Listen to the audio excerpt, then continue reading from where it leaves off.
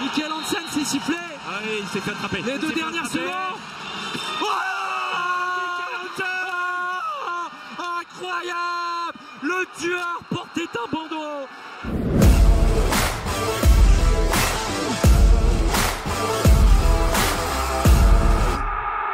Bonjour à tous, bienvenue dans le débrief. Pour ceux qui n'ont pas vu tous les matchs, petite séance de rattrapage avec l'essentiel de l'actualité du week-end. Alors ce week-end, justement, beaucoup de matchs se sont joués dans les dernières minutes, à commencer par le match entre Montpellier et PSG. Vous avez vu les images avec ce but incroyable de Michael Hansen qui a fait basculer le match pour Paris. Victoire donc 34-33 des Parisiens. Montpellier pourtant a bien joué, Montpellier a mené, Montpellier s'est fait distancer, est revenu, est passé devant. On va écouter Hugo Desca, regardez à quel point il reste précis dans son analyse. C'est un manque de chance, un manque de réussite clairement, parce que on fait 2 pertes de balles je crois. Et malheureusement, on sait contre Paris ça passe pas, ce genre de trucs, et voilà. La dernière action elle est incroyable. Le pivot il loupe. Parade, la balle elle tape l'arbitre, elle reste en jeu.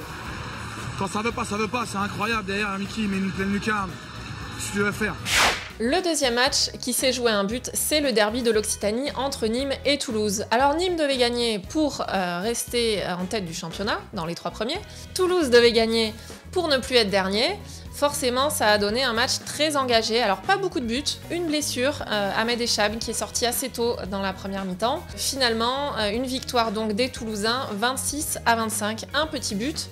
Et là aussi, je vous propose d'écouter un joueur qui vient de perdre, c'est Quentin Minel. Et je vous propose de l'écouter parce qu'il est sans filtre, bien cash et qu'il prend ses responsabilités. Un match compliqué, on fait beaucoup trop de pertes de balles et beaucoup trop de tirs loupés. Moi le premier, d'ailleurs, j'étais cataclysmique ce soir. Voilà, on le perd tout seul. On le perd tout seul, mais sans être fantastique, si on avait réduit de moitié, ne serait-ce que les pertes de balles à la con, on n'en serait pas là. On va revenir ensuite sur la victoire de Cesson. Alors déjà parce que Cesson est 7e au championnat, mais aussi et surtout parce que Cesson est invaincu à domicile. Seul Paris a fait aussi bien, figurez-vous. La victime du jour, c'est Limoges. Alors Cesson a dominé le match. Ils ont eu jusqu'à 7 buts d'avance même après seulement 20 minutes de jeu.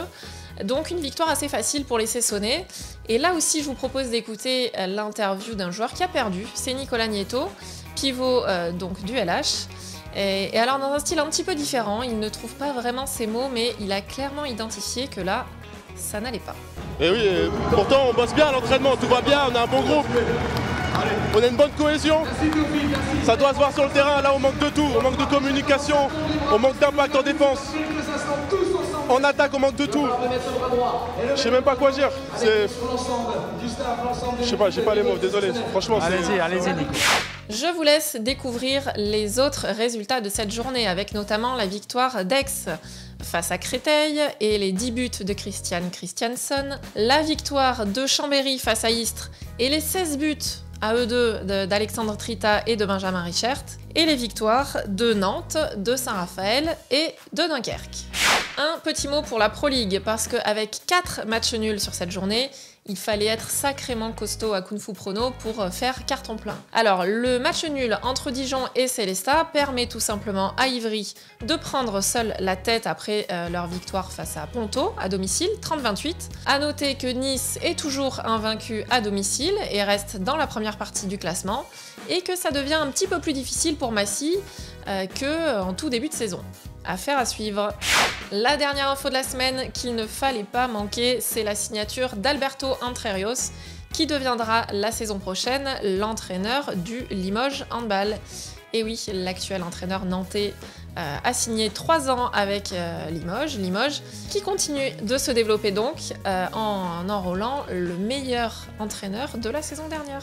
Le programme de la semaine à ne pas rater, parce qu'après c'est la trêve, donc vous allez être forcé de faire une petite pause.